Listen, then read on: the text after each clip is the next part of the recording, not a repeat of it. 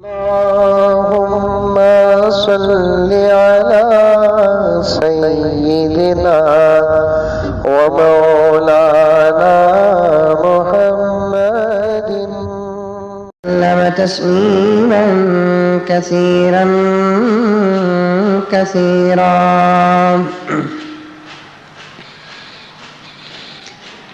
معزز سامعین کرام، بزرگان دین، نوجوانان ملت،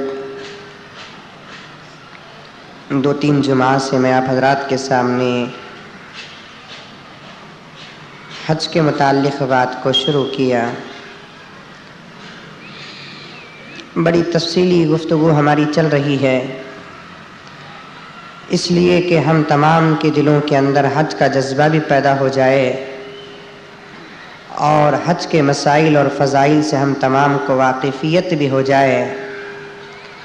مزید اس کے علاوہ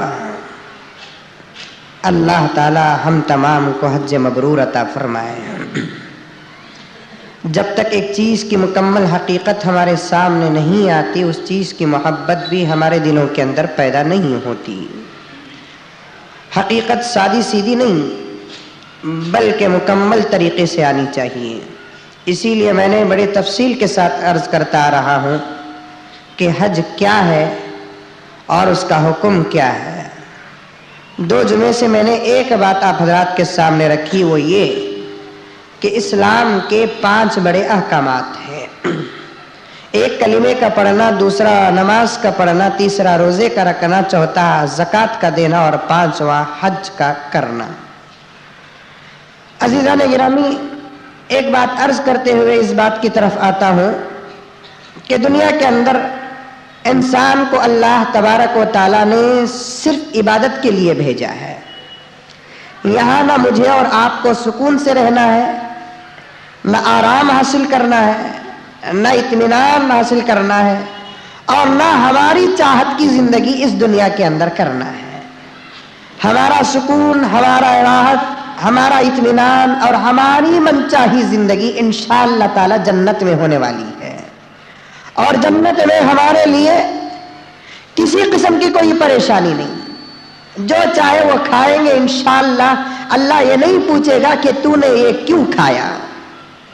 جہاں چاہے انشاءاللہ تعالی جنت میں پھریں گے، لیکن اللہ تعالیٰ یہ نہیں پوچھے گا کہ تو نے فلاں جگہ کیوں گیا.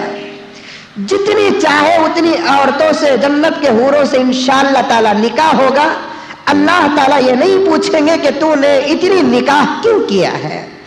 جو چاہے وہ پہنیں گے انشاءاللہ تعالی، چاہے وہ سونا ہو، چاندی ہو، ہیرے ہو، زبرجد ہو، یاقوت ہو، جو چاہے انشاءاللہ تعالیٰ پہنیں گے. لیکن اللہ تعالیٰ یہ نہیں پوچھیں گے کہ میرے بندے تو نے یہ کیوں پہنا ہے اور ایسا کیوں پہنا ہے.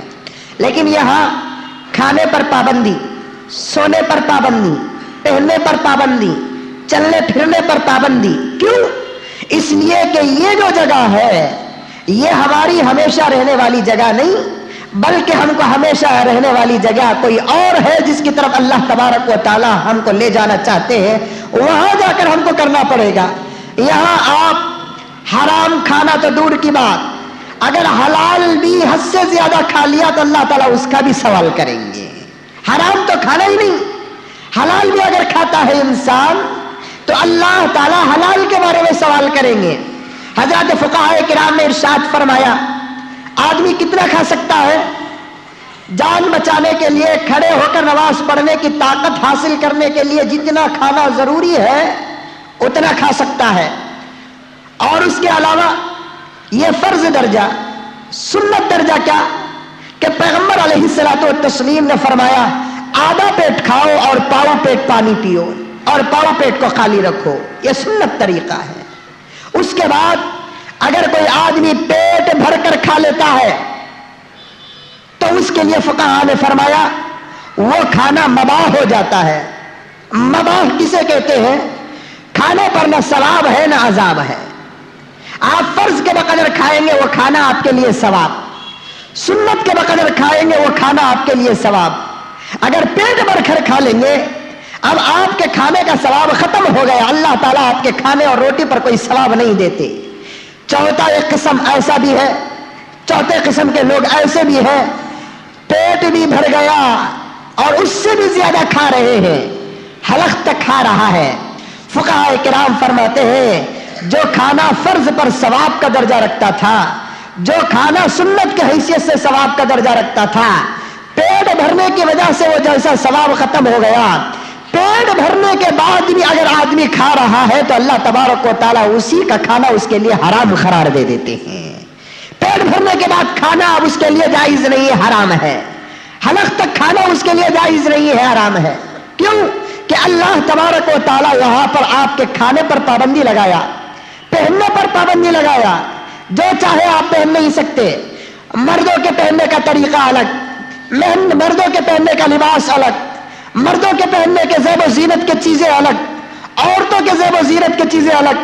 اگر یہاں کوئی آدمی سونا استعمال کرے گا اس کی نماز قبول نہیں ہوتی، اس کی نماز قبول نہیں ہوتی۔ کوئی سونا استعمال کرتا ہے فرشتے اس سے دور بھاگ جاتے ہیں۔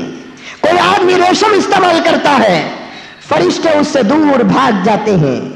کوئی آدمی اور کوئی چیز استعمال کرتا ہے فرشتے اس سے دور بھاگ جاتے ہیں اور اس کی کوئی عبادت قبول نہیں ہوتی۔ اس کے برخلاف جنت میں جائیں گے، پیغمبر کی ہزاروں حدیثیں آپ کو ملیں گی۔ اللہ کے رسول صلی اللہ علیہ وسلم نے ارشاد فرمایا جنت میں جب داخلہ ہوگا تو جنتیوں کو سونے چاندی کے کنگن پہنائے جائیں گے، بہترین سونے چاندی اور ہیرے زبرجد اور جواہر اور یاقوت کے ہار پہنائے جائیں گے۔ حضور نے فرمایا کہ جو آدمی دنیا کے اندر ریشم کو استعمال کرتا ہے اللہ تعالیٰ اسے جنت میں ریشم نہیں پہناتے۔ اس کا مطلب یہ ہے کہ جنت میں ہم کو ریشم بھی پہنایا جائے گا۔ آپ کے سمجھنے کے لیے میں کہتا ہوں کہ یہاں مرد کوئی بنی نہیں پہنتا، آج کے زمانے میں کوئی مرد بنارس نہیں پہنتا، آج کے زمانے میں کوئی مرد چمکی پرنی کا کام کیا ہوا نہیں پہنتا، لیکن یہ تمام زیب و زینت کی چیزیں اللہ تبارک و تعالی جنت میں رکھیں گے۔ مرد سونا بھی پہنے گا، وہاں پر چاندی کا بھی استعمال کرے گا، گلے کے ہار بھی ڈالے گا، ہاتھ کا کنگن بھی ڈالے گا، ریشم بھی پہنے گا، مقبل بھی پہنے گا۔ کیوں؟ اس لیے کہ پورے آرام اور سکون کی جگہ وہ ہے جسے میں اور آپ جنت کہتے ہیں۔ یہاں پر میرے اور آپ کے لیے ہر عمل کے بارے میں سوال کیا جائے گا، کئی قانون لاگو ہوتے ہیں۔ یہاں دار العمل کہا جاتا ہے، یہاں آپ کو ایک قدم اٹھا کر دوسرا قدم رکھنا ہے تو اللہ تبارک و تعالیٰ کے احکامات کو سامنے رکھ کر کرنا پڑے گا۔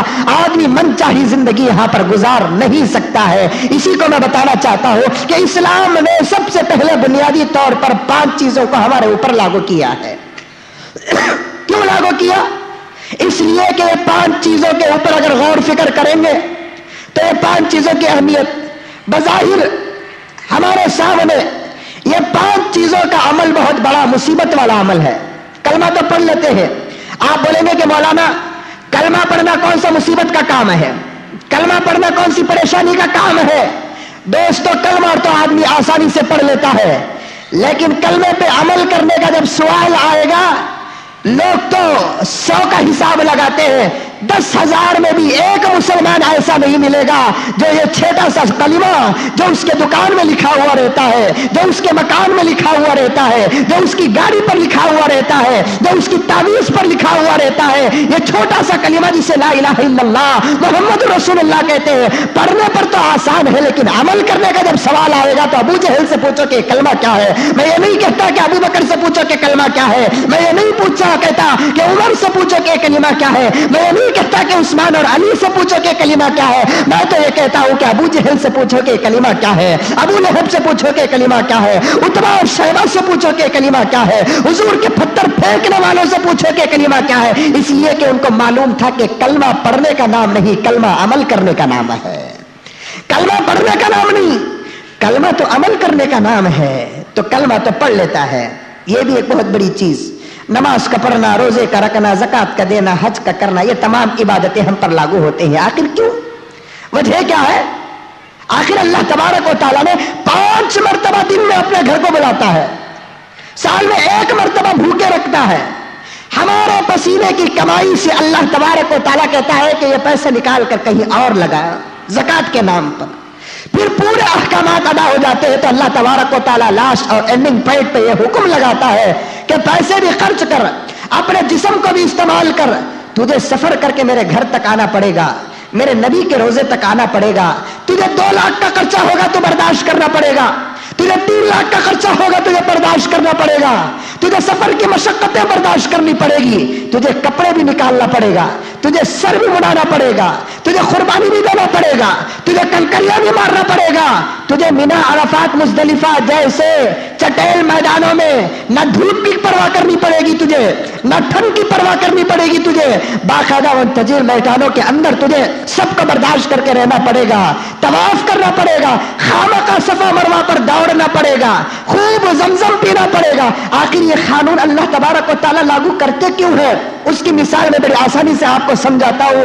دوستو، بیماری تو ہر کسی کو آتی ہے کہ نہیں آتی ہے؟ کوئی آدمی یہ نہیں کہہ سکتا کہ حضرت پیدا ہوئے تب سے اب تک میں بیمار نہیں پڑا۔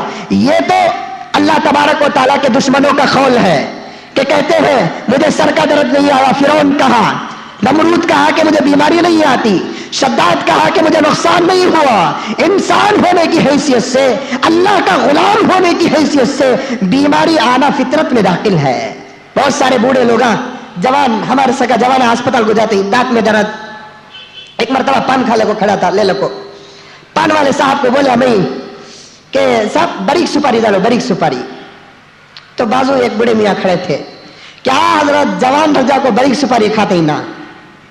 یہ بولنا چاہتے ہیں وہ کہ ہم نے اپنی جوانی میں کوئی ڈاکٹر کے پاس نہیں گئے، اب وہ لمبی اپنی داستان شروع کر رہے ہیں، ایک سر کا درد نہیں آیا، ایک کان کا درد نہیں آیا، فلاں نہیں آیا، فلاں نہیں آیا۔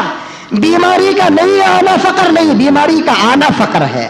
حضور کو سر کا درد بھی آیا، حضور کو پیٹ کا درد بھی آیا، حضور کو سینے کا درد بھی آیا، حضور کو پیروں کا درد بھی آیا، حضور کو گھٹنے کا درد بھی آیا، حضور کو بچھو بھی کاٹا۔ بیماری کا نہیں آنا فقر نہیں، بیماری کا آنا فقر ہے۔ اسی لیے پیغمبر نے فرمایا 3 کاموں کے بعد اگر کوئی آدمی مر جاتا ہے تو وہ بہترین موت ہے۔ ایک، بیمار ہونے کے بعد جب اسے صحت ملتی ہے، وہ صحت کے عالم میں اگر وہ مر جاتا ہے تو اس کے لیے بہترین موت، اس لیے کہ بیماریوں کی وجہ سے اس کے گناہ معاف ہو جاتے ہیں۔ اب وہ مرے گا تو انشاءاللہ ڈائریکٹ جنت کو چلا جائے گا۔ دوسرا، اللہ کے رسول نے فرمایا رمضان کے بعد اگر کوئی مرتا ہے تو بہترین موت، اس لیے کہ رمضان کے روزے اور قرآن کی تلاوت اور تراویح کی وجہ سے، سحری اور افطاری کی وجہ سے اس کے گناہ پورے ختم ہو جاتے ہیں۔ اب وہ مرے گا تو انشاءاللہ تعالیٰ سیدھے جنت کو چلا جائے گا۔ تیسرا، اللہ کے رسول نے فرمایا وہ حاجی جو اخلاص کے ساتھ حج کر کے اپنے گھر کو آتا ہے، حج کے بعد اسے موت آتی ہے تو وہ بہترین موت ہے، اس لیے کہ حج سے اس کے پورے گناہ دھل گئے۔ اب وہ مرے گا تو سیدھا جنت کو چلا جائے گا۔ 3 چیزوں کو اللہ تبارک و تعالیٰ نے فرمایا، بیماری کے بعد مرنے والا جنتی ہے، رمضان کے بعد مرنے والا جنتی ہے، حج کے بعد مرنے والا جنتی ہے۔ دوستو، اس سے فیصلہ کر سکتے ہیں کہ بیماری کا آنا انسان کی فطرت میں داخل ہے، انسان کی طبیعت میں داخل ہے۔ تو جب انسان کو بیماری آتی ہے، ڈاکٹر کے پاس جاتا ہے، ڈاکٹر اس کے لیے کئی قسم کے علاج تجویز کرتا ہے، بیماری جیسے ہوتی ہے اس کے لیے علاج کو مقرر کرتا ہے۔ اگر بیماری نارمل ہے تو سادہ سیدھا علاج ہے، بیماری اگر سخت ہو تو اس کے لیے بڑا سخت علاج ہے، اس کے لیے دوائیوں کا تجویز کرتا ہے۔ بعض دوائیاں ایسی ہوتی ہے کہ روزانہ 3 مرتبہ کھانا پڑتا ہے، بعض دوائیاں ایسی ہوتی ہے کہ سال میں 1 مرتبہ اسپتال میں آ کر پورا علاج کرنا پڑتا ہے، بعض بیماریاں ایسی ہوتی ہے کہ ڈاکٹر صاحب کہتے ہیں کہ تمہاری زندگی میں کم سے کم 1 مرتبہ تو یہ علاج کر لو۔ اسی طریقے سے اللہ تبارک و تعالیٰ بندے سے کہتا ہے کہ بندے، جب تو دنیا کو جائے گا، دنیا کے ماحول میں گرفتار ہو کر تیرا جسم تو اچھا رہے گا لیکن تیرا روح بیمار پڑ جائے گا، تیرے روح کے اندر خرابی آ جائے گی، تیری دل کو طبیعت خراب ہو جائے گی۔ اس لیے تو ایک کام کر کہ میرے ایمان کے اسپتال میں داخل ہو جا۔ اللہ کے اسپتال میں داخل ہونے کے لیے لا الہ الا اللہ محمد رسول اللہ کے فارم کو فل اپ کرنا پڑے گا۔ اس کے بعد جب وہ بندہ اللہ کے ایمان کے اسپتال میں داخل ہو جاتا ہے، اللہ تبارک و تعالیٰ سب سے بڑے سرجن ہوتے ہیں، سب سے بڑے ڈاکٹر ہوتے ہیں، احکم الحاکمین ہوتے ہیں۔ اللہ سے بڑھتی کوئی حکیم نہیں، اللہ سے بڑھتی کوئی طبیب نہیں، اللہ سے بڑھتی کوئی مشکل کشا نہیں، اللہ سے بڑھتی کوئی حل المشکلات نہیں، اللہ سے بڑھتی کوئی دستگیر نہیں، اللہ سے بڑھتی کوئی مسبب الاسباب نہیں۔ پورے اس ایمانی اسپتال کا سرجن جو ہے وہ وحدہ لا شریک ہے۔ اللہ تبارک و تعالیٰ ہم جیسے بیماروں کے علاج کرنے کے لیے چھوٹے چھوٹے ڈاکٹروں کو جیسے بڑا ڈاکٹر بھیجتا ہے، اسی طریقے سے اللہ تبارک و تعالیٰ ہماری روح کی بیماری کا علاج کرنے کے لیے چھوٹے چھوٹے انبیاء علیہم الصلاۃ والتسلیم کو بھیجا۔ جاؤ میرے بندے بیمار ہو کر ایمان کی اسپتال میں داخلہ لیا ہے، ان کا علاج کرو۔ حضرت آدم، حضرت حضور اکرم صلی اللہ علیہ وسلم تک جتنے انبیاء علیہم الصلاۃ والتسلیم دنیا کے اندر آئے وہ ہمارا علاج کرنے کے لیے آئے، علاج کرنے کے لیے آئے۔ اب ہماری بیماری جیسی ہوتی ہے ویسے علاج، اب ڈاکٹر جیسے لکھتا ہے ویسے حضرات انبیاء بھی لکھے کہ بھائی یہ نماز کی دوا ہے، اسے روزانہ 5 مرتبہ پڑھا کرو، تمہارا ایمان بڑا اچھا رہے گا۔ یہ روزے کی دوا ہے، سال میں 1 مرتبہ نہیں بھولنا اسے باقاعدہ اسے استعمال کرو۔ یہ زکوٰۃ ہے، جس طریقے سے تمہارا خون غلیظ ہو جاتا ہے، مال کے زیادہ آنے کی وجہ سے تمہارا ایمان بھی غلیظ ہو جاتا ہے، اس لیے کام کرو، سال میں 1 مرتبہ، مہینے میں 1 مرتبہ اللہ کے رسول صلی اللہ علیہ وسلم اپنے جسم سے خون نکالتے تھے۔ ایمان جب غلیظ ہو جاتا ہے، وہ پاک ہونے کا ایک ہی راستہ ہے کہ دل سے مال کی محبت کو نکالنا۔ اللہ تبارک و تعالیٰ نے انبیاء کے ذریعے سے امت محمدیہ اور تمام مسلمانوں کا علاج فرمایا کہ تیرا دل، تیرا ایمان ناپاک ہو گیا، اس لیے تو اپنی غلاظت کو، ایمان کے خون کو صاف کرنے کے لیے تو اپنے مال میں سے کوئی حصہ نکال دے۔ اس کے بعد یہ بیماری اور مزید ہو گئی تو اللہ تبارک و تعالیٰ فرماتے ہیں کہ آخر میں ایک کام کر، 1 مرتبہ کم سے کم پوری زندگی میں میرے گھر کا آ کر طواف کر لے، حج کر لے میرے گھر کا آ کر۔ آخر میں 1 مرتبہ اللہ تبارک و تعالیٰ پوری زندگی میں، 60 سال کی زندگی ہے، 70 سال کی زندگی ہے، 80 سال کی زندگی ہے، 5 مرتبہ نماز کی طرح نہیں، ہر سال آنے والے روزے کی طرح نہیں، ہر سال دینے والے زکوٰۃ کی طرح نہیں، بلکہ پوری زندگی میں 1 مرتبہ اللہ تبارک و تعالیٰ نے حج کو فرض فرمایا۔ وہ حج کیا ہے؟ ہمارے پورے جسم کی روحانی اور جسمانی بیماریوں کا سب سے بہترین علاج ہے۔ اس سے بہتر اور علاج کوئی اور نہیں، اس سے بہتر کوئی اور آپریشن نہیں۔ اسی لیے اللہ تبارک و تعالیٰ نے اس عبادت کے کرنے کے لیے بہت سارے قانون کو لاگو کیا، بہت سارے وسائل بتائے۔ غور کر کر دیکھو، نماز پڑھنے کے لیے کوئی آدمی اپنے کپڑے اتارتا ہے؟ نہیں اتارتا۔ حج کرنے کے لیے اپنا شوٹ کوٹ بوٹ رحمان مفت لال سب نکال دے، کاٹن کے 2 چادر پہن لے۔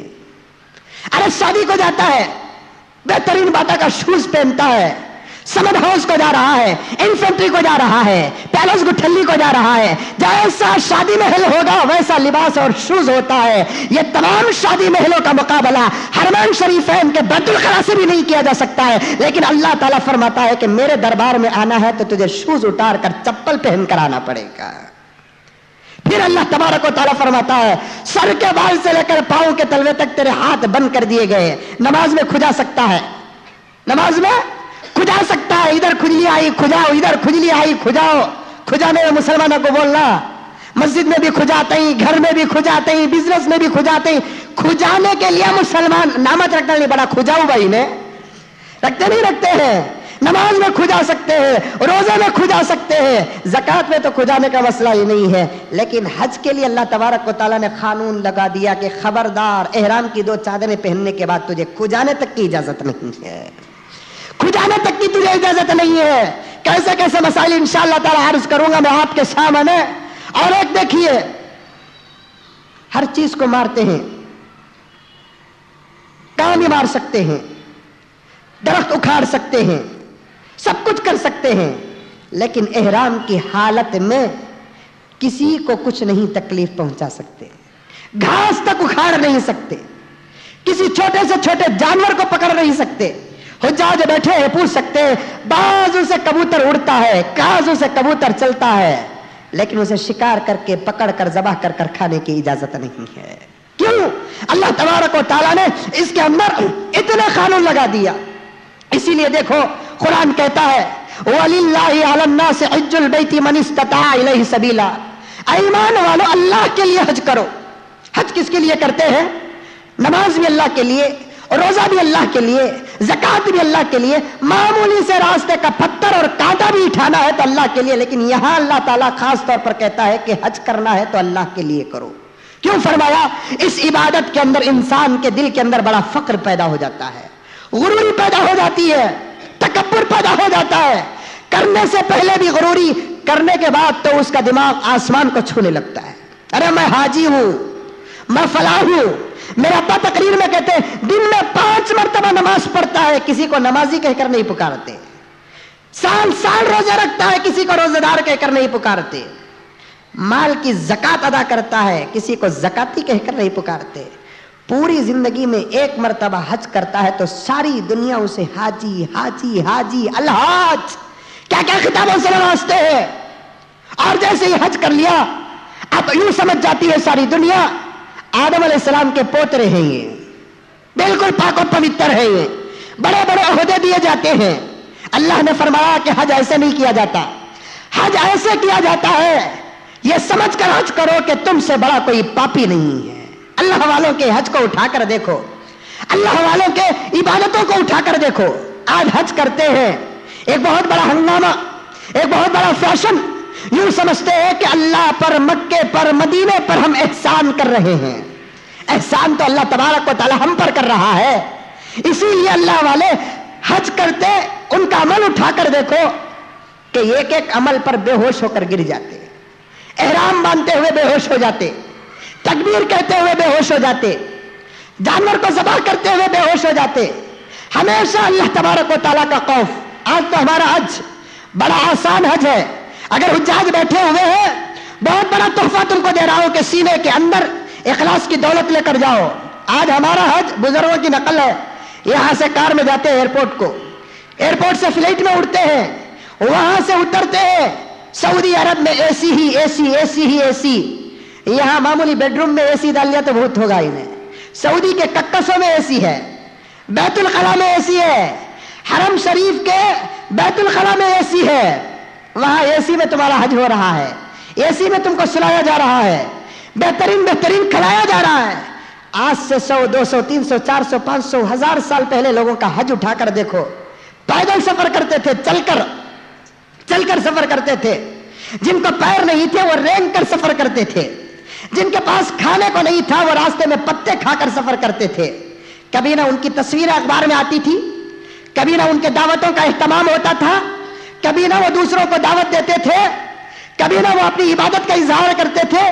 میں نے کئی مرتبہ عرض کر دیا، حضرت شقیق بلقی رحمت اللہ علیہ بہت بڑے بزرگ گزرے ہیں، راستے سے گزر رہے تھے، حج کو جا رہے تھے. ایک پاؤں سے معذور، پیر نہیں اس کے پاس، لنگڑتا ہوا رینگتا ہوا آ رہا ہے. شقیق بلقی نے پوچھا، او لنگڑا کہاں جا رہا ہے؟ کہنے لگا کہ حضرت حج کا ارادہ ہے اور حج کو جا رہا ہوں. لنگڑتا ہوا، آج کی طرح نہیں تار روڈ ہو، سیمنٹ روڈ ہو، فلے اور ہو، سواری تک نہیں، لنگڑتا ہوا حج کو جا رہا ہے. شقیق بلقی نے کہا کہ بھائی اللہ تعالیٰ نے مریضوں کے لیے حج کو معاف کیا، غریبوں کے لیے حج کو معاف کیا، معذوروں کے لیے حج کو معاف کیا، بچوں کے لیے حج نہیں، پاگل کے لیے حج نہیں. اتنی مشقت اٹھا کر کیوں جا رہا ہے؟ تو وہ پاؤں سے معذور، غریب، اپاہج حضرت شقیق بلقی کو کہتا ہے، شرعی اعتبار سے تو میرے اوپر حج معاف ہے حضرت، لیکن یہ دل جو تڑپ رہا ہے اس کا جواب کون دے گا؟ یہ دل جو تڑپ رہا ہے نا اس کا جواب کون دے گا؟ اس لیے کہ یہ دل کو سکون اگر ملتا ہے تو وہی وہ ایک جگہ ہے جہاں سکون ملتا ہے. آج سکون کے لیے تڑپنے والے اور ترسنے والوں سے میری گزارش ہے، ایک مرتبہ اخلاص کے ساتھ حج کر لو، پوری زندگی سکون اور اطمینان حاصل ہو جائے گا.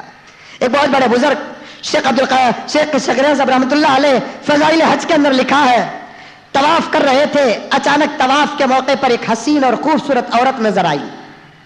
بہت خوبصورت تھی، چہرے کے اندر سکون، اطمینان، کعبۃ اللہ کا طواف کر رہی تھی. تو حضرت جو بزرگ طواف کر رہے تھے انہوں نے اس عورت کو دیکھا. حالانکہ طواف کرتے وقت اللہ کے رسول نے فرمایا تمہاری نگاہ نیچے رہے، کعبے کو تک دیکھنے کی اجازت نہیں ہے. اب مرد اور عورت دونوں مل کر طواف کرتے ہیں، اس لیے اپنے آنکھوں کی حفاظت سخت ضروری ہے. تو اچانک ان کی نگاہ ایک عورت پر پڑی. عورت کو دیکھنا بول کر نہیں دیکھے، عورت کو دیکھ کر مزہ حاصل کرنا اس نیت سے نہیں. وہ جو حضرت اس عورت کو دیکھا، اس عورت کے چہرے کے اندر ایک عجیب قسم کا سکون تھا، اطمینان تھا. تو حضرت نے اس عورت کو پوچھا کہ بہنا تیرے چہرے کے اندر بڑا سکون معلوم ہو رہا ہے. یوں معلوم ہوتا ہے کہ اللہ تبارک و تعالیٰ نے دنیا کی تمام نعمتیں تجھے دے دی ہے.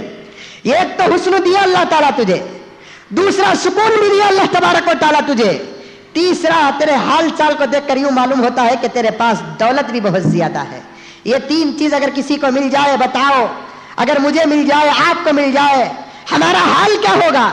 حسن مل جائے, سکون مل جائے, دولت مل جائے, میں سمجھتا ہوں آج ہم مسلمان نہیں رہیں گے بلکہ وقت کے فرعون بن جائیں گے. ہمارے پاس کوئی حسن نہیں, پھر بھی ہم دنیا کو بتاتے ہیں کہ ہم بڑے خوبصورت ہیں.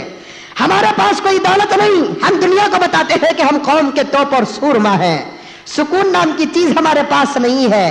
کپڑے اچھے پہن لینے کا نام سکون نہیں, اچھے بنگلوں میں رہنے والے کا نام سکون نہیں, بہترین کار میں پھرنے والوں کا نام سکون نہیں. ارے سکون تو بھیک مانگنے والے فقیروں کو پوچھو سکون کسے کہتے ہیں. یہ راستے میں جا کر ایک ایک آدمی سے تو بھیک مانگ کر چارنے آٹھنے لیتا ہے, لیکن جب رات کا سورج غروب ہوتا ہے, رات چڑھ جاتی ہے, پلیٹ فارم میں اللہ کا نام لے کر ایک پتلی سی چادر اوڑھ کر سوتا ہے تو باقاعدہ 8 گھنٹے کی نیند اسے مل جاتی ہے. یہ بڑے بڑے بلڈنگوں میں سونے والوں سے پوچھو, رات کو سونے کے لیے یا تو وہ نیند کی گولی استعمال کرنا پڑتا ہے یا نہیں تو باٹل مارنا پڑتا ہے. اسے سکون نہیں کہتے. رات کو سونے کے لیے ایک ایک گھنٹے کی نیند کے لیے ترستے ہیں. حضرت نے اس عورت کو دیکھ کر فرمایا, حالانکہ وہ وقت دیکھنے کا نہیں, شیخ زکریا صاحب رحمۃ اللہ علیہ خود لکھے ہیں, حجاج بیٹھے ہیں تو دیکھ لو, قول سے سن لو, اپنے نگاہوں کی حفاظت کرو. وہاں جا کر اگر اللہ کے گھر کو دیکھا نہیں, اللہ کو دیکھنے کی فکر نہیں کرا تو پھر دنیا کے اندر آ کر اللہ تعالیٰ اس کی آنکھوں سے حق دیکھنے کا پردہ ختم کر دیتے ہیں. ایک دوسرے بزرگ حج کر رہے تھے, اچانک ایک خوبصورت عورت نظر آئی تو فوراً وہ عورت کو دیکھے ایک تماچا چہرے پر پڑا. تو تماچا کہاں سے پڑا پتا نہیں, تو حضرت پریشان ہوئے, سوچنے لگے کون مارا. آواز کعبۃ اللہ سے آتی ہے, مجھے دیکھنے کے لیے آیا اور ایک عورت کو دیکھ رہا ہے. دیکھنے کے لیے تو آیا, مجھے ایک عورت کو دیکھ رہا ہے. اسی لیے حجاج سے میری گزارش ہے, یہاں سے نیت لے کر نکلو, میں کعبے کو نہیں دیکھنے جا رہا ہوں, اللہ کا دیدار کرنے کے لیے جا رہا ہوں. مدینہ منورہ میں نبی کا روزہ دیکھنے کے لیے نہیں, نبی کا دیدار کرنے کے لیے جا رہا ہوں. انشاءاللہ تعالیٰ تمہارا جذبہ جیسا ہوگا اللہ تعالیٰ ویسا تمہارے ساتھ سلوک کریں گے. پرانا واقعہ ہے, ایک باپ حج کے لیے نکلتا ہے. وہ زمانے میں پیدا ہونا تھا, کوئی مشکل نہیں, نہ پاسپورٹ کا, نہ ویزے کا, نہ سفر کا, نہ فلائٹ کا, ارادہ کرتے نکل جاتے. آج ہمیں لاکھ ارادہ کرنے کے بعد بھی جہاں ہے وہیں ہے کہ نہیں ہے. یا تو پاسپورٹ بنا تو ویزا نہیں ہوتا, ویزا ہوگا تو پاسپورٹ نہیں ہوتا, حج کمیٹی سے اگر جانا ہے تو قرآن نہیں ہوتا. کیا کیا کی مصیبتیں آ گئی ہیں. آج عبادت کرنے کے لیے بھی کئی مصیبتوں کا سامنا کرنا پڑتا ہے, لیکن وہ زمانہ ایسا کہ ارادہ کرتے اور نکل جاتے. ایک باپ آ کر حج کا ارادہ کیا اور حج کے لیے نکلا تو گھر سے پوچھ لے کر نکلا کہ حج کے لیے جا رہا ہوں, دعا کرو. چھوٹا سا بچہ تھا, پوچھنے لگا کہ ابا کہاں جا رہے ہیں. بچے کا ایمان پیدا کرو. میں نہیں کہتا کہ شیخ عبد القادر جیلانی کا ایمان پیدا کرو, حضرت معین الدین چشتی کا ایمان پیدا کرو, یا بڑے بڑے اولیاء کرام کا ایمان پیدا کرو. میں یہ نہیں کہتا, صرف یہ کہتا ہوں کہ وہ بچہ جس ایمان اور جس مقصد اور جس جذبے کے ساتھ گیا وہ جذبے والا ایمان پیدا کرو. بچے نے باپ سے پوچھا کہ ابا کہاں جا رہے ہیں, تو باپ نے بچے کو کہا کہ بیٹے حج کو جا رہا ہوں. باپ کو بچے نے پوچھا کہ ابا حج میں کیا ہے, تو باپ نے بچے سے کہا کہ بیٹے حج میں اللہ کا گھر ہے. تو بچے نے کہا کہ جب اللہ کا گھر ہے تو اللہ بھی وہاں ہوگا. تو باپ نے کہا کہ ہاں ہاں بیٹے اللہ بھی وہاں ہے. تو بچہ ضد کرنے لگا کہ مجھے بھی اللہ کو دیکھنا ہے, میں بھی تمہارے ساتھ آؤں گا. یہ جذبہ پیدا کرو. کعبۃ اللہ کو دیکھنے کے لیے نہیں, کالے غلاف کو دیکھنے کے لیے نہیں, اس 4 دیواری کا طواف کرنے کے لیے نہیں, یہ نیت لے کر جاؤ کہ میں اللہ کا دیدار کرنے کے لیے جا رہا ہوں, اللہ ہی کا طواف کرنے کے لیے جا رہا ہوں, اللہ ہی کا بوسہ لینے کے لیے جا رہا ہوں. بچہ کہنے لگا کہ ابا میں بھی تمہارے ساتھ آؤں گا. باپ کہنے لگا کہ بیٹے سفر لمبا ہے, مصیبتوں والا سفر ہے, مشقتوں والا سفر ہے, اس میں بہت سارے مسائل آتے ہیں. اب بچوں کی ضد ہوتی ہے, بچہ ایک پاؤں میں کھڑ گیا, نہیں ابا مجھے آنا ہے آپ کے ساتھ. باپ نے بچے کو بھی ساتھ لے لیا. کئی مہینوں کا سفر پیدل باپ اور بچہ کرتے ہوئے حرم کو پہنچے. کعبۃ اللہ کے اطراف ایک بہت بڑی مسجد ہے, مسجد کے دروازے پر قدم رکھتے ہیں. बाप की निगाह भी काबतुल्लाह पर पड़ती है, बच्चे की निगाह भी काबतुल्लाह पर पड़ती है।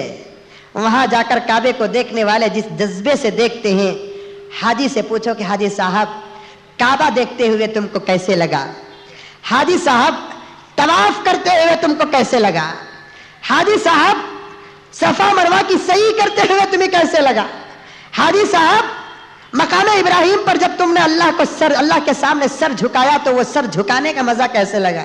हमें हाजिया जाते वक्त एक अच्छी वाच ले लगा, एक अच्छी तस्वीर ले लगा रहा, वो तस्वीर में गिनता नहीं पढ़ता नहीं इन्हें, वो तस्वीर ले लगा रहा तो कार में अटका लेते। क्या कार को तस्वीर पढ़ना है क्या? एक अच्छी तस्वीर ले लेकर आओ, एक अच्छी मिसवाक लेकर आओ, एक अच्छी वाच ले लेकर आओ, घर के भाई का कान के ले लेकर आओ, नाक के ले लेकर आओ, हाथ के लेकर आओ। ये सवाल जाने से पहले, आने के बाद क्या ले लेकर आओ तुम्हें? कम्बल जा काटे की नीकी कोसी पहली शादी रहती कि वो शादी कोई न जाती सो कैसा बोले तो श्री देवी बन को जाती। अब पूरा दिखता कान का, ऐसा दल लेती है, पूरा कान का दिख रहा है, ये गले का दिख रहा है। उस बाप पाक परवरदिगार उस कवी जात के घर में जाकर ये बेहया बनकर आई। हाजियों से ये पूछो, हाजी साहब काबा देखे तो तुमको कैसे लगा?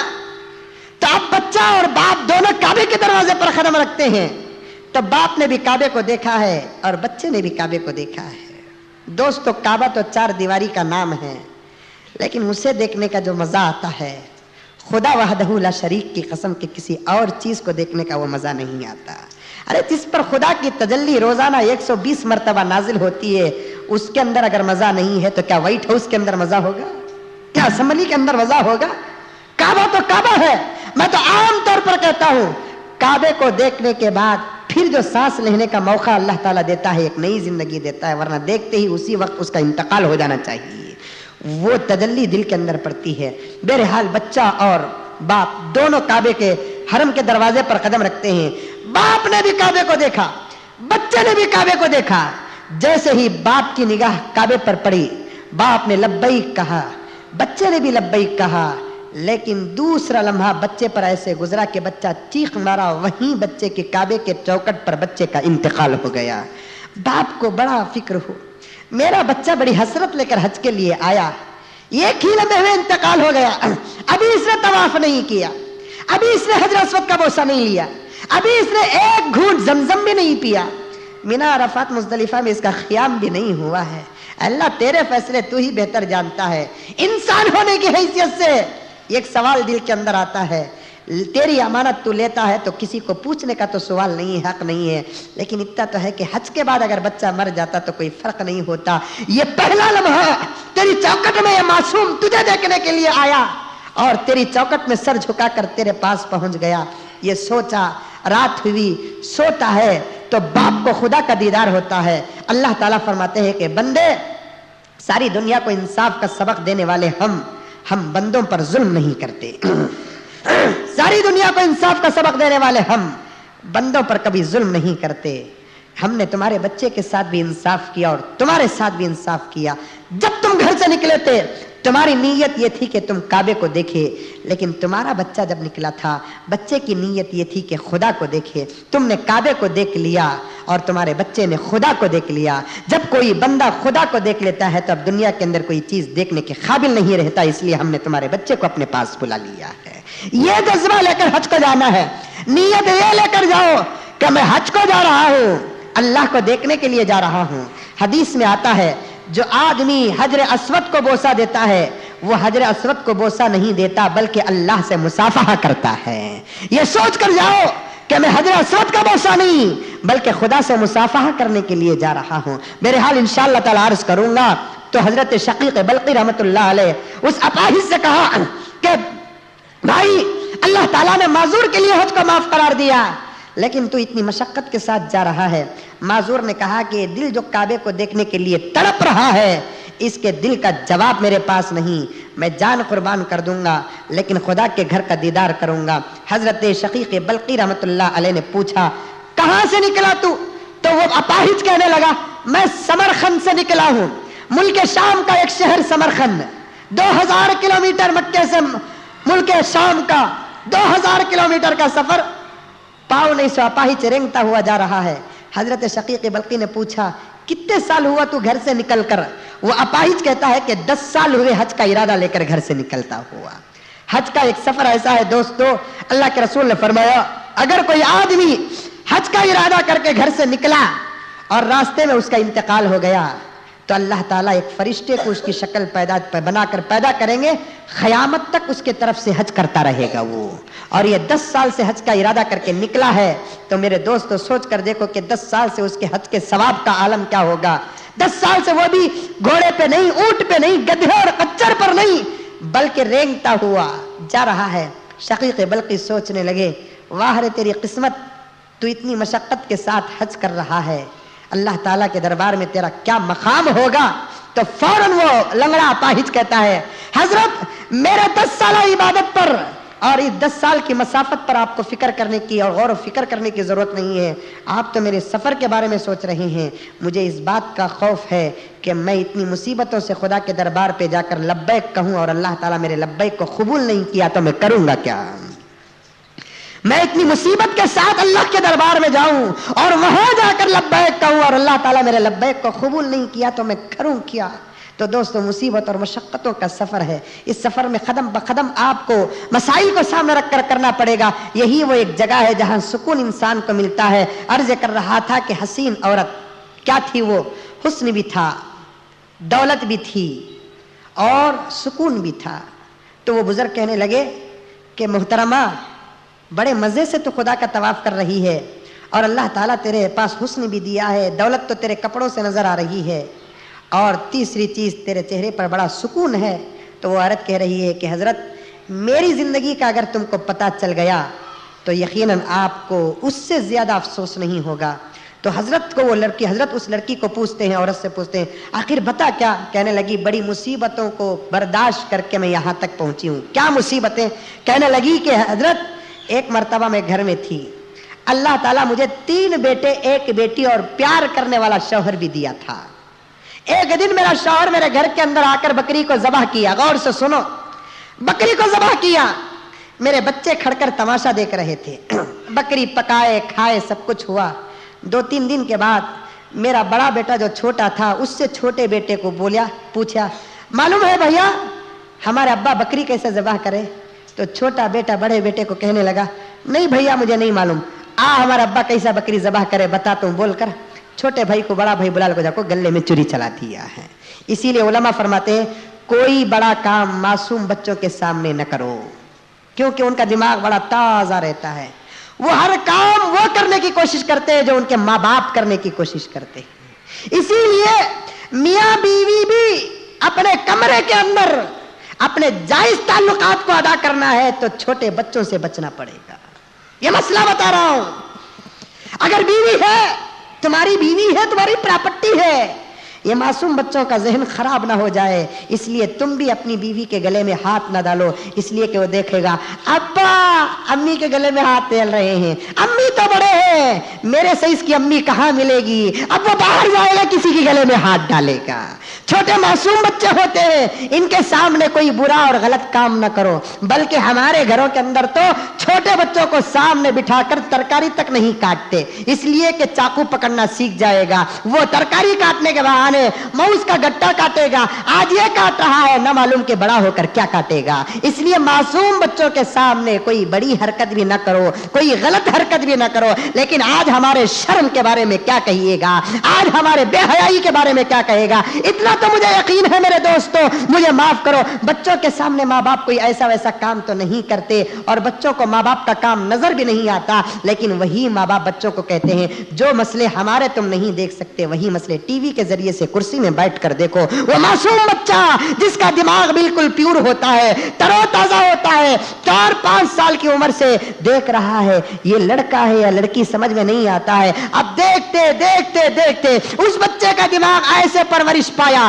ایسے ترقی کیا کہ بڑا ہو کر کوئی کام اسے سکھانے کی ضرورت نہیں پڑتی، بڑا ہو کر کوئی کام بتانے کی ضرورت نہیں پڑتی، بڑا ہو کر کوئی مسئلہ اسے بولنے کی ضرورت نہیں پڑتی، اس لیے کہ ہر غلط طریقہ وہ سیکھا ہے تو وہ اپنے گھر کی ٹی وی سے سیکھا ہے. بچوں کے سامنے کوئی غلط کام بھی نہ کرو, کوئی غلط مسئلہ بھی نہ کرو اور کوئی غلط بات بھی نہ کرو, اس لیے کہ بچے جو دیکھتے ہیں وہ باقاعدہ کرنے کی کوشش کرتے ہیں. بچوں کا ہاں اچھے کام کرنے کی کوشش کرو. بچوں کے سامنے قرآن پڑھتے رہو تاکہ بچہ بھی قرآن پڑھنے والا بن جائے. بچوں کے سامنے نماز پڑھنا شروع کرو, بچے بھی نماز پڑھ. بچوں کے سامنے ہمیشہ ماں کو جا کر کہو کہ سر میں پلو ڈالتے رہے, اس لیے کہ تمہاری بچی بھی ہمیشہ سر میں پلو ڈالتی رہے. اس لیے کہ اگر بچوں کے سامنے کوئی ایسا ویسا کام کریں گے تو بچے برابر آج نہیں کل کر دکھائیں گے. اب تو ساری دنیا پریشان ہے. بات کہیں سے کہیں عرض جا رہا ہے, عرض کر رہا تھا, بڑے بھائی نے چھوٹے بھائی کو, جو چھوٹے تھے, کہنے لگا کہ بھیا ابا بکری کیسے ذبح کیا معلوم نہیں؟ معلوم.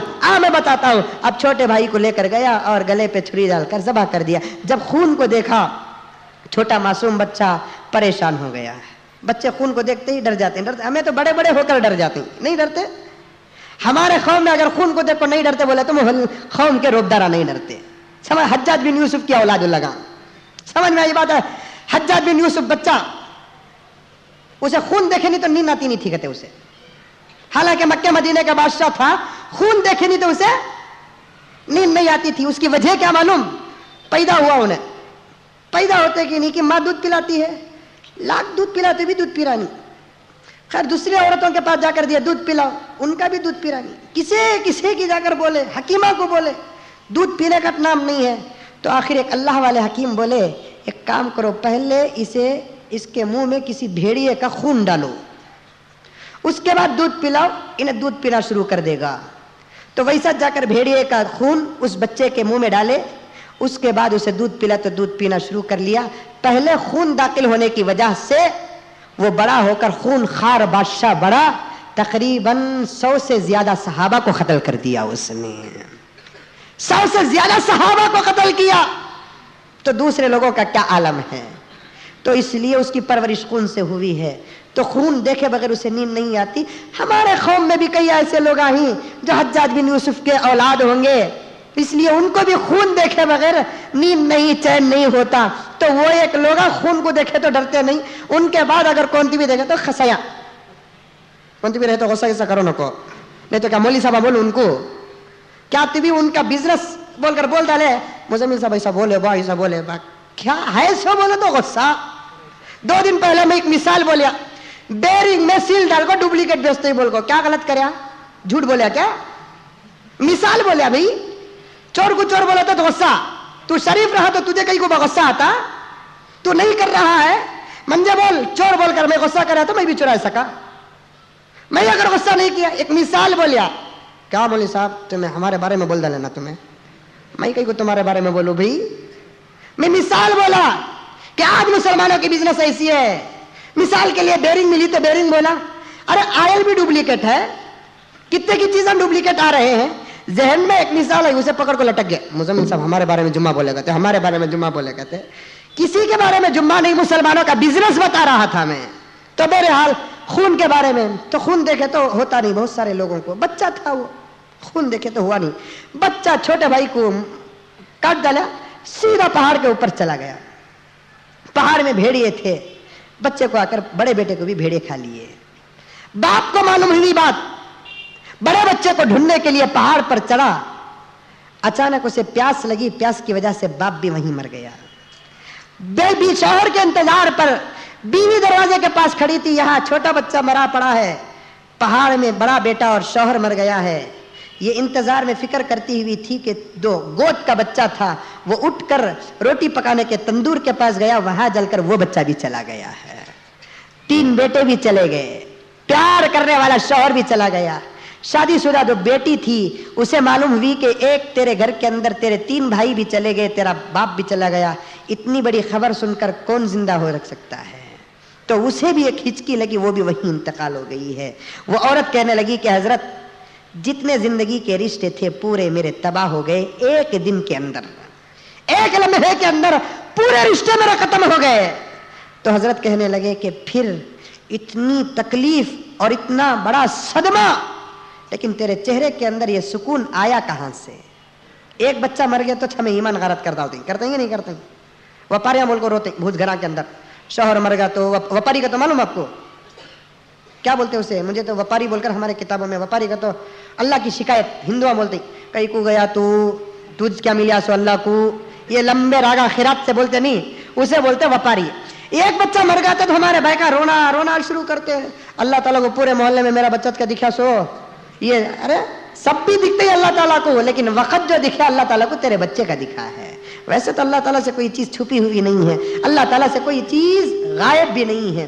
تو بہرحال ایک بچہ مر گیا، ایمان غارت کر دیتے ہیں، شوہر مر گیا، ایمان تباہ ہو جاتا ہے۔ اس عورت کا حال کیا، چاہنے والا شوہر بھی گیا، 3 بیٹا داں گئے، شادی شدہ 1 بیٹی بھی گئی، اتنا بڑا صدمہ، یہ بھی روتے روتے مرنا تھا۔ حضرت نے پوچھا کہ یہ سکون آیا تجھے کہاں سے؟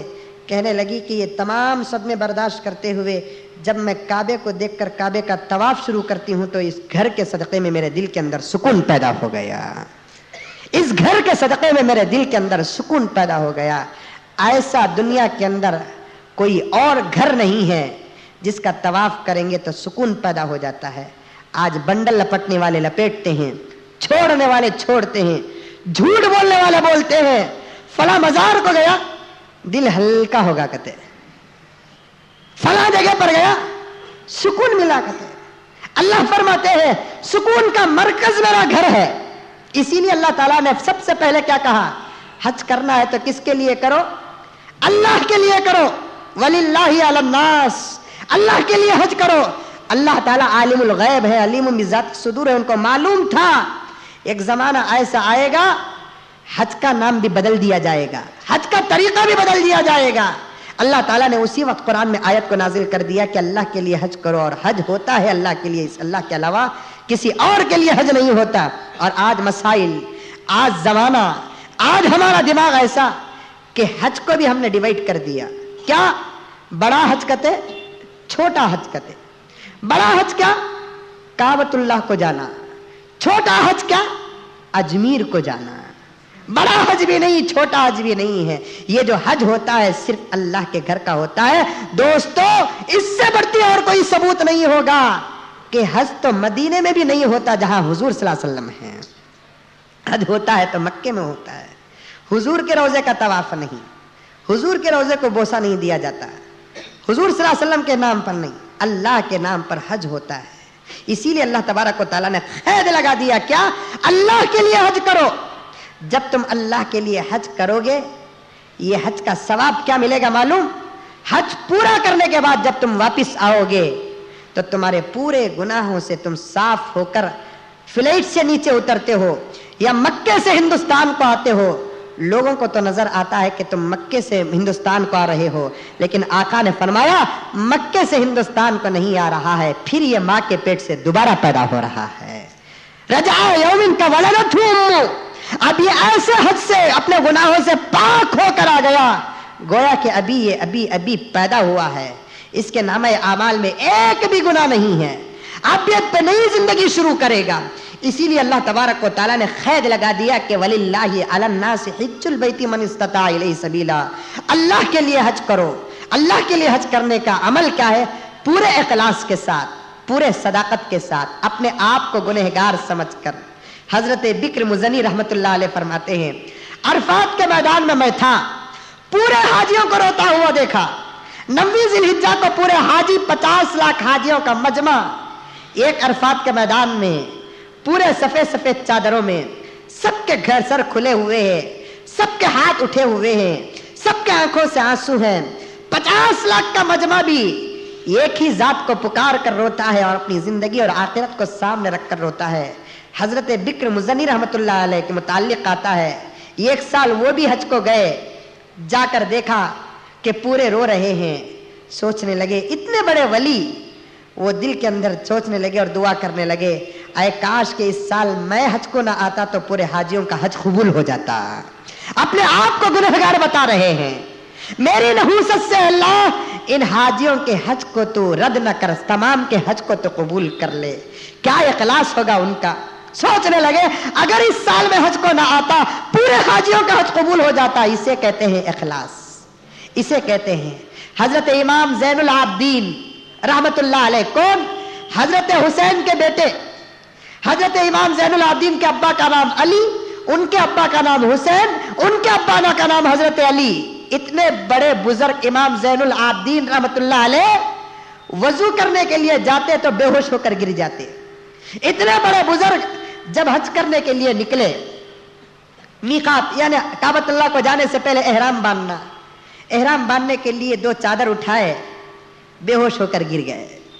فوراً مرید آئے، کیا ہوا حضرت، کیا ہوا حضرت؟ تو حضرت کہنے لگے کہ احرام کو دیکھ کر زین العابدین کو اپنا کفن یاد آ گیا. یہ احرام کے 2 چادر دیکھ کر زین العابدین کو اپنا کفن یاد آ گیا.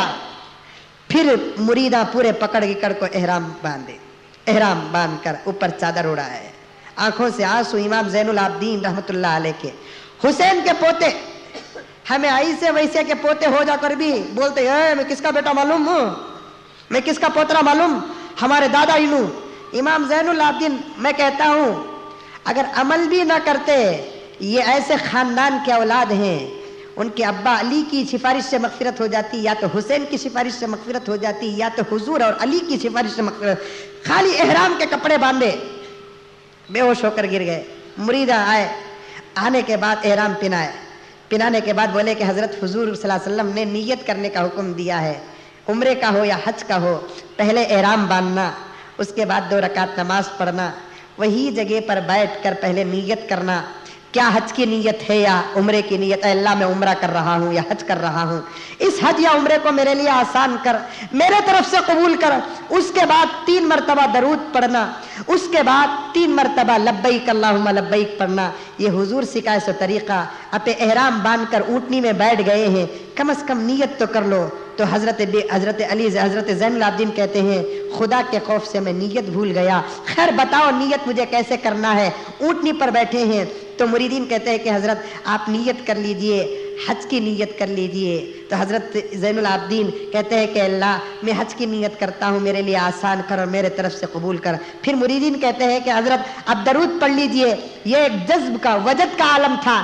مریدین کہتے ہیں حضرت اب درود پڑھ لیجئے، دادا کے نام درود بھیجنا تھا، اللہم صلی علی پڑھ لیتے ہیں. اس کے بعد حضرت کہیے اب لبیک اللہم لبیک. لبیک جیسے ہی زبان سے نکلتا ہے بے ہوش ہو کر اونٹنی سے نیچے گرتے ہیں تو پاؤں کی ہڈی ٹوٹ جاتی ہے.